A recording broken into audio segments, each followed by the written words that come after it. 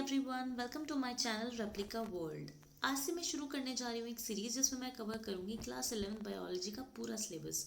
और इस वीडियो में मैं शुरू करने वाली हूँ chapter number 1 the living world. तो चलिए शुरू करते हैं। Chapter number 1 the living world को मैंने 3 पार्ट्स में डिवाइड किया है, जिसमें पहले पार्ट में हम जानेंगे कि लिविंग क्या होता है, दूसरे पार्ट में हम पढ़ेंगे डाइवर्सिटी के बारे में और तीसरे पार्ट में हम पढ़ेंगे टेक्सोनॉमी के बारे में। तो चलिए शुरू करते हैं पार्ट नंबर 1।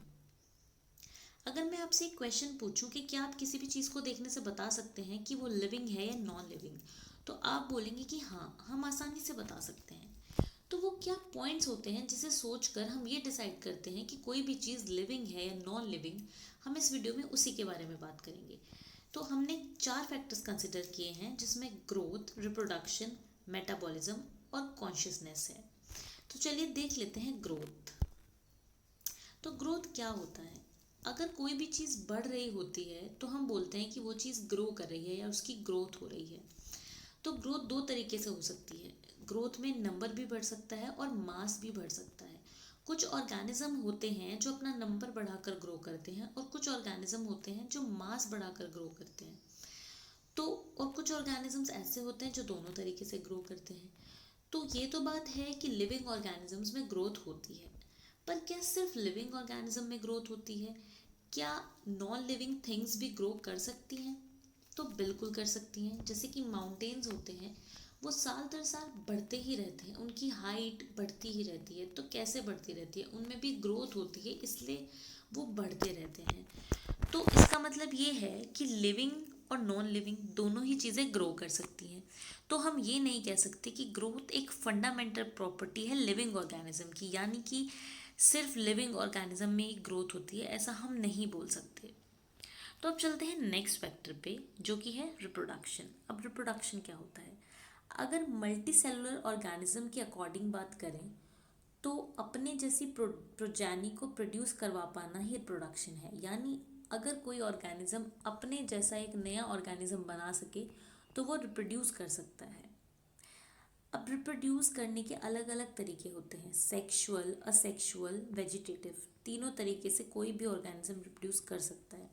कुछ ऑर्गेनिज्म होते हैं जो सिर्फ सेक्सुअली रिप्रोड्यूस करते हैं, जैसे कि ह्यूमंस, इंसान।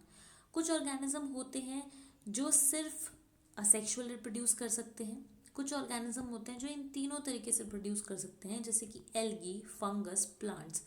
ये तीनों तरीके से प्रोड्यूस कर सकते हैं। और कुछ ऑर्गेनिज्म ऐसे होते हैं जिनमें रिप्रोडक्शन का कुछ अलग ही तरीका होता है, जैसे कि प्लेनेरिया। प्लेनेरिया में रीजनरेशन के थ्रू रिप्रोडक्शन होता है। अगर प्लेनेरिया की बॉडी को 3 हिस्सों में बांट दिया जाए, तोड़ दिया जाए, तो एक 3 नए प्लेनेरिया हमें मिल जाते हैं। यानी कि उसकी बॉडी जितने पार्ट में डिवाइड हो जाती है उतने नए प्लेनेरिया बन जाते हैं। तो वो इस तरीके से प्रोड्यूस करता है। क्या रिप्रोडक्शन सिर्फ लिविंग ऑर्गेनिजम्स में होता है? तो ये बात बिल्कुल सही है कि रिप्रोडक्शन सिर्फ लिविंग ऑर्गेनिजम्स में होता है। कभी ऐसा नहीं होता कि आप कोई टेबल चेयर मार्केट से खरीद के लेके आए और कुछ दिनों बाद वो 2 से 4, 4 से 8 हो जाए, ऐसा नहीं होता। तो यानी कि होता तो रिप्रोडक्शन सिर्फ लिविंग ऑर्गेनिज्म में ही है। तो क्या सभी लिविंग ऑर्गेनिज्म में रिप्रोडक्शन होता है? तो ऐसा नहीं है। रिप्रोडक्शन लगभग सभी में होता है, पर सभी लिविंग ऑर्गेनिज्म में नहीं होता। कहने का मतलब ये है कि कुछ ऑर्गेनिज्म ऐसे हैं जो नेचुरली ही रिप्रोड्यूस नहीं कर पाते हैं, जैसे कि वर्कर बीज हो गए, म्यूल्स हो गए। कुछ स्टेराइल ह्यूमन कपल्स भी होते हैं, यानी कि कुछ इंसान भी होते हैं जो कि रिप्रोड्यूस नहीं कर पाते। तो इसका मतलब बिल्कुल भी नहीं है कि वो नॉन लिविंग है। तो रिप्रोडक्शन भी एक ऐसा फैक्टर या एक ऐसी प्रोसेस नहीं है जिसको हम बोल सके कि ये डिफाइनिंग प्रॉपर्टी है लाइफ की। क्योंकि डिफाइनिंग प्रॉपर्टी का मतलब होता है कि एक ऐसी प्रोसेस जो सभी लिविंग ऑर्गेनिज्म में होती हो और सिर्फ लिविंग ऑर्गेनिज्म में होती हो। तो ऐसा रिप्रोडक्शन भी नहीं है। तो चलते हैं नेक्स्ट फैक्टर पे, मेटाबॉलिज्म। मेटाबॉलिज्म क्या है? हम अगर ह्यूमन बॉडी की बात करें तो ह्यूमन बॉडी जितनी सिंपल हमें लगती है उतनी सिंपल है नहीं। ह्यूमन बॉडी बहुत ही कॉम्प्लेक्स है। हमारे अंदर बहुत सारे केमिकल्स होते हैं, केमिकल रिएक्शंस होती हैं। तो ये जो सारी केमिकल रिएक्शंस होती हैं, अगर इनका सम टोटल किया जाए तो उसको मेटाबॉलिज्म बोलते हैं। यानी कि sum total of all the chemical reactions occurring in our body is metabolism. अब क्या सभी लिविंग ऑर्गेनिज्म में मेटाबॉलिज्म होता है? तो ये बात सही है कि सभी लिविंग ऑर्गेनिज्म में मेटाबॉलिज्म होता है, चाहे वो यूनिसेलुलर ऑर्गेनिज्म हो या फिर वो मल्टीसेलुलर ऑर्गेनिज्म हो। हाँ, डिग्री ऑफ कॉम्प्लेक्सिटी अलग हो सकता है, क्योंकि मेटाबॉलिज्म का मतलब केमिकल रिएक्शंस है ना जो बॉडी में चलती हैं। तो यूनिसेलुलर ऑर्गेनिज्म में वो सिंपलर हो सकती हैं, मल्टीसेलुलर में कॉम्प्लेक्स हो सकती हैं, पर मेटाबॉलिज्म होता ज़रूर है। अब क्या नॉन लिविंग चीज़ों में भी मेटाबॉलिज्म हो सकता है? तो ऐसा तो पॉसिबल ही नहीं है। नॉन लिविंग चीज़ों में मेटाबॉलिज्म नहीं हो सकता। हाँ, कुछ मेटाबॉलिज्म की रिएक्शन हम फोर्सफुली लैब में करा सकते हैं, भले ही वो सिस्टम नॉन लिविंग हो, पर वो रिएक्शंस फिर भी लिविंग होती हैं। यानी कि मेटाबॉलिज्म सभी लिविंग ऑर्गेनिज्म में होता है और साथ साथ में सिर्फ लिविंग ऑर्गेनिजम्स में होता है।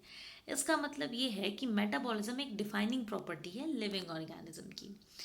अब देखते हैं कॉन्शियसनेस। कॉन्शियसनेस की बात करें तो जो हमारा इन्वायरमेंट है उसमें हमेशा कुछ ना कुछ चेंज होता रहता है, चाहे वो फिजिकल हो, बायोलॉजिकल हो, केमिकल हो। तो वो जो चेंजेस होते हैं हम उसके टूवर्ड्स रिस्पॉन्ड करते हैं। तो इसी रिस्पॉन्ड करने को हम बोलते हैं कॉन्शियसनेस या सेल्फ कॉन्शियसनेस। यानी इन्वायरमेंटल स्टिमुलस पर रिस्पॉन्ड करना ही कॉन्शियसनेस है। और ये कॉन्शियसनेस की प्रॉपर्टी सभी लिविंग ऑर्गेनिज्म में होती है, चाहे वो यूनिसेलुलर हो, चाहे वो मल्टी सेलुलर हो, बैक्टीरिया हो या फिर ह्यूमंस हो, कोई भी हो, सभी लिविंग ऑर्गेनिज्म अपने इन्वायरमेंट को लेके कॉन्शियस होते हैं। और अगर उस इन्वायरमेंट में कुछ भी चेंज होता है तो हम रिस्पॉन्ड करते हैं। अगर बैक्टीरिया की बात देखें तो जिस इन्वायरमेंट में वो रहता है, अगर उसमें कुछ भी चेंज आता है, सॉल्ट कॉन्सेंट्रेशन का चेंज आए, टेम्परेचर का चेंज आए, प्रेशर का चेंज आए, वो हमेशा रिस्पॉन्ड करेगा। तो ये कॉन्शियसनेस हुई। तो क्या नॉन लिविंग चीज़ें कॉन्शियस होती हैं अपने इन्वायरमेंट को लेके? तो नहीं होती। आप नॉन लिविंग चीज़ के आसपास कुछ भी चेंज करिए, उसको कोई फ़र्क नहीं पड़ेगा, क्योंकि वो लिविंग नहीं है, उसके अंदर लाइफ नहीं है। तो इसलिए कॉन्शियसनेस भी एक ऐसी प्रॉपर्टी है जो कि सिर्फ लिविंग ऑर्गेनिज्म में होती है और सभी लिविंग ऑर्गेनिजम्स में होती है। तो इसलिए कॉन्शियसनेस भी एक डिफाइनिंग प्रॉपर्टी है लिविंग ऑर्गेनिज्म की।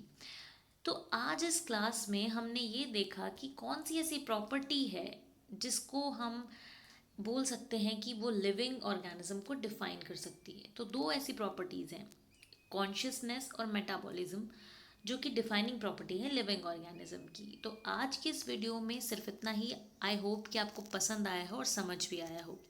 अगर आपको ये वीडियो अच्छी लगी हो तो लाइक करें, शेयर करें और मेरे चैनल को सब्सक्राइब करें।